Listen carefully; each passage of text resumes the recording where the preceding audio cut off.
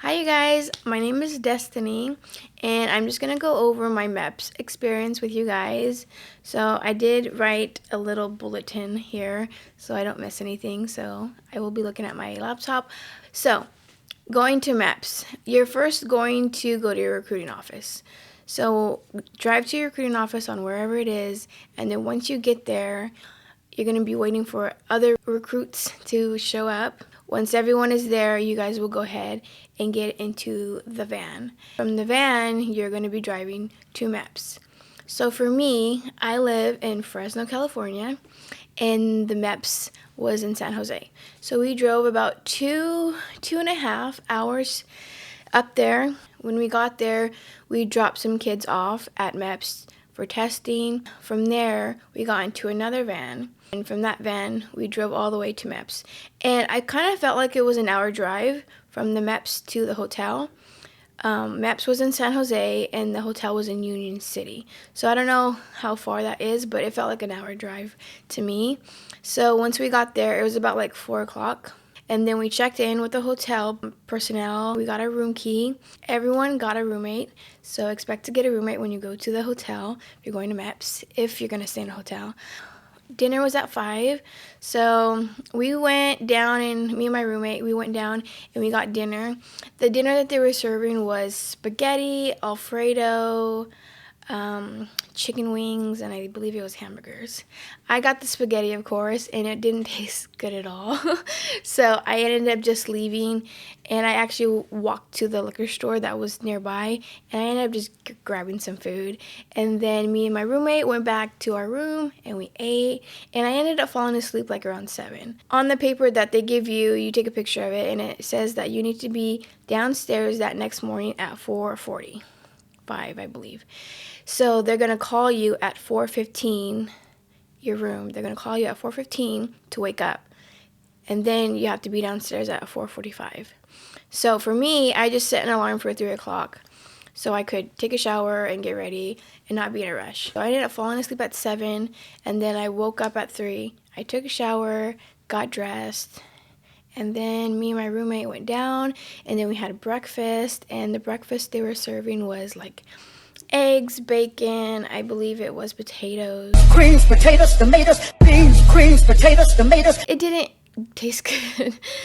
I don't know what's wrong with the food. I don't know if they're preparing us for military, but yeah, the food wasn't good. I ate the bacon, so yeah, that was good, but the other stuff wasn't good. And yeah, we kind of just waited in the cafeteria. I think it was 5 o'clock where they ended up taking us all to the bus, and then we went back to MEPS, which was in San Jose. I believe we got there about 5:40. I do have a picture of it. I don't know exactly what time. It was like right before 6 that we got there. So yeah, once we got off the bus, they have all the branches lined up for their own line. So Army, Navy, Air Force. We went in. You had to get through security first. They just check your bag, and then once that is over with, then you go and you put your bag in the bag room. So once you put your bag in the bag room, then you get in line to check in at the front desk. And you just give the guy your social security and your ID card.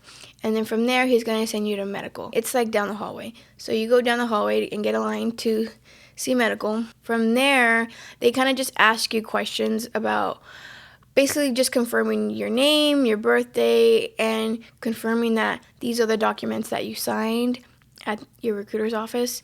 And you just say yes, and that's pretty much it. From there, you just get seated, and then you wait to be called to get your eyes checked and your hearing checked.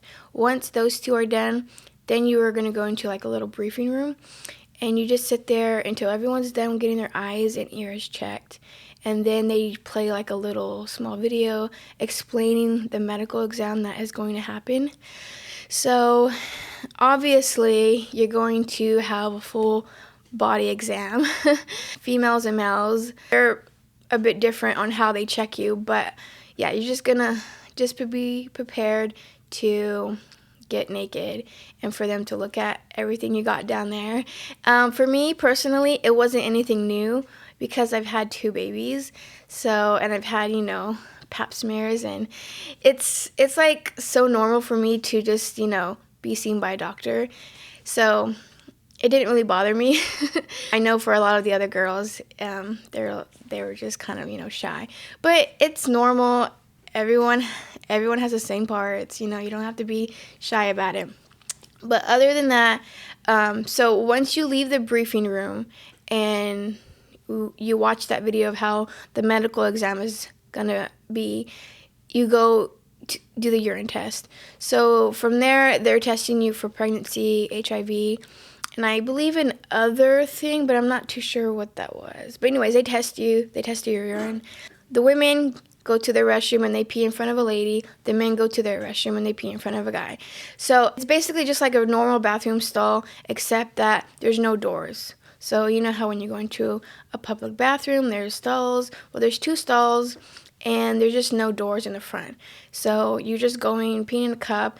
She's not like looking at your vagina. She's just like, ladies actually not really even seeing anything because you're bending over to pee in the cup. So your like hair is in the way anyways. So yeah, don't be afraid to like pee in front of them. It's really nothing. So anyways, you pee in the cup and then you take it over and then they test it. And then from there, once you're done with that, you will go get in line to get your blood drawn. And they draw your blood, and pretty easy, super quick.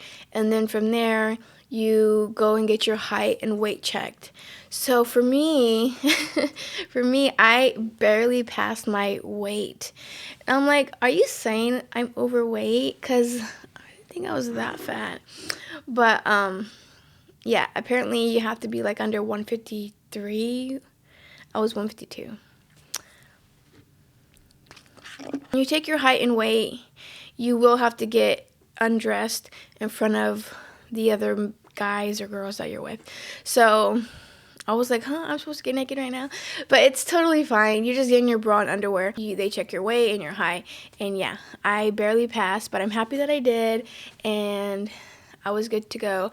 After you take your height and weight, you would then get in line to be seen by the doctor. Once you get into the room by the doctor, it's like a little interview. She's going to ask you questions first. And she's just going to go over everything that your recruiter went over with. You know how your recruiter gave you a piece of paper and it's like a bunch of medical questions like, have you ever had asthma, or have you ever had an injury or diabetes or anything like that? And you just kind of check no on everything. Well, your doctor is going to go over that paper, and she just wants to confirm everything that you said or checked on that paper is accurate. So yeah, she's gonna try to be like, we have waivers, so if you need to tell us anything, tell us now, because we have your medical records and we're gonna check everything. So if you have anything to confess, just say it now and we'll try to get a waiver for it. And I'm just like, I already know, like, no. This guy that went in before me, I was sitting by the door and I was hearing him. And the doctor was asking him the questions, and he goes, oh yeah, I did get a head injury when I was a kid. And she was asking about if you've ever had neck pains. And he goes, yeah, I do have neck pains. And I'm just hearing this, and I'm just like, why? You're supposed to say no. And then she says, did you tell your recruiter this? And he goes, no, I didn't. And then I'm just like, you're not gonna pass. You're supposed to say no, like, who doesn't have neck pains? I mean, you're not supposed to say yes. So please, don't be punked by the doctor, okay? Go in there and remember what you said yes to at your recruiter's office. For me, I was pregnant, yes. That's it. I was pregnant. That was it. And that's what happened. So when I got interviewed, obviously I passed. And then after you pass, you're then going to get undressed and just be in your bra and underwear. From there, you're going to do the duck walk. And then she's going to do a few other tests about like, you put your arms up, and then she's going to try to like, just to test your strength. And that's pretty easy. After that's finished, then you're going to take off your bra and underwear, and then she's going to check you overall. So she's going to check your breast if you're a woman, and then you're going to get on the bed, and then you're going to lay down, and then you're just going to hold your feet up and then yeah, she's gonna check all down there, and it's really quick. It's like literally a second. She just looks, okay, good, and then she goes on her way, and you pass. So it's pretty simple, easy. Just do what you're told. Remember to say no to everything except for what you said yes to at your recruiter's office, okay? And you're good to go. That's all you got to do. At first, it was kind of like edgy when you first get there because you don't know who to trust. You don't know what's going to happen. If they're going to be assholes to you. Once you're there and you go through the day, it's like everyone's friends in the end. So it's like super chill in the end. And like I said, like if you're like leaning on the wall, they're gonna be like, stop leaning, or don't put your hood on, and don't put your elbows on my desk, and just like stuff like that. But just stand straight. Don't be leaning. Don't have your hood on. Just do what you're told, and you're good to go. Okay. Anyways, after the medical exam, you're then gonna go eat lunch. Once you're done with lunch, you're gonna go to the liaisons. You're going to go to the liaison's office. I think I said that right. Basically, the counselor for your branch. So I went to the Army. And then from there, was going to pick my job. So I wanted carpentry and masonry. That is the job that I wanted. Number one job I wanted. I don't want any other job. And if I had to choose a second job, it probably would have been an electrician. I just wanted a job that I knew I was going to have a high interest in doing, and I can take back with me after I'm done with the military and have it in my everyday life. So carpentry and masonry is something I'm definitely interested in doing. I love working with tools. I love building stuff. I have already done that. So just gaining more experience in that and learning is something I just wanted to have. So that is why I picked that. And I got it. It was the only job left, and I ended up getting it. And then I mentioned to him that I wanted to do airborne. So he goes, okay, well, you have to pass the airborne medical test, and you didn't take that when you were there. So I went back to medical. I did the airborne test. Basically, you just have to pop your ears. So you hold your nose, your mouth, and you blow out, and your ears have to pop. So both of my ears popped. I was good to go. So I passed the airborne test. So I went back to the office, and then I qualified for the airborne job. So the only airborne slot that was available was the airborne ranger. I don't want to be a ranger. I just wanted to jump out of an airplane. Yeah, that was the only one available, and I was like, okay, I'll just take it because it has airborne. But after I did a little research, and apparently ranger school is one of the hardest out there. So I'm just like, oh crap. So we'll see how that goes when it comes. But yeah, I'm not going to beat myself up about it if I don't pass, ranger school, because I got what I wanted, carpentry and masonry. That was what I went in there for, and I got it. So all the other stuff is just extra. And if I get it, or if I pass it, that's great. And if I don't, that's also great, After I picked my job, I went and I did my fingerprints. And then after my fingerprints, I got to swear in. And it was just me and another girl. And we got to swear in together. And yeah, it was really nice. After that, we just waited for everyone else to be done. And then once everyone else was done, we got back into the van. I think by then it was like 4 o'clock, I believe. Like, it was late. We were there all day. It was about 4 o'clock or 5. So anyways, once we left there, we got into the van, and then we drove back home. So it was a long drive because we hit like 5 o'clock traffic, and I felt like it took so much longer to get home, but finally got home, back to Fresno. I think around like 8:30 or 9 we got back. So, and that was it. Then I got home. I got my confirmation that this was my job that I'm going to go, and I was shipping out February 13th. So it was February 2nd that I swore in. So it was like a week from that day, and I'm just like, I had to get ready in 1 week to go to boot camp. So, yeah, it's a bit nerve-wracking because, well, for one, my children, my beautiful babies, I'm leaving them, not just for boot camp, but for also AIT. So at least my AIT is only 7 weeks. So I think boot camp is 9 or 10 weeks, and then my AIT is 7 weeks. So I think it's a total of like 4 months that I'll be gone without my babies.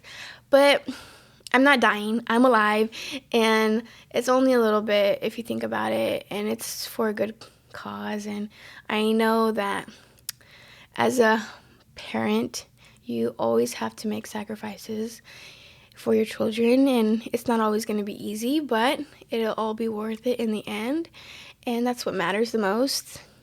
So yes, I will get through it. So I can do maybe 2 push-ups. I can do maybe 20 sit-ups. I can do 2 pull-ups, and I don't know how far I can run because I'm currently experiencing shin splits and my calves are tightening up when I run now, which has never happened to me before. So now I'm just really worried because it's like, how am I going to go to boot camp with my legs giving out on me?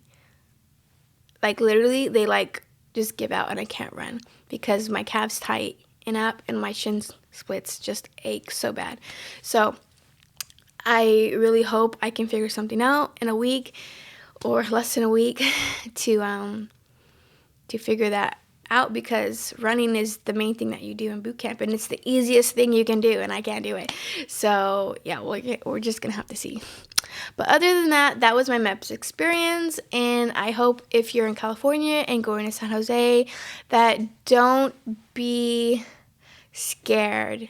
Don't be nervous. It's honestly just a breeze. It's a breeze, okay? Just do what you're told.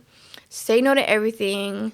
Just remember what you said to your recruiter, okay? And don't go to MEPS with a different story, all right?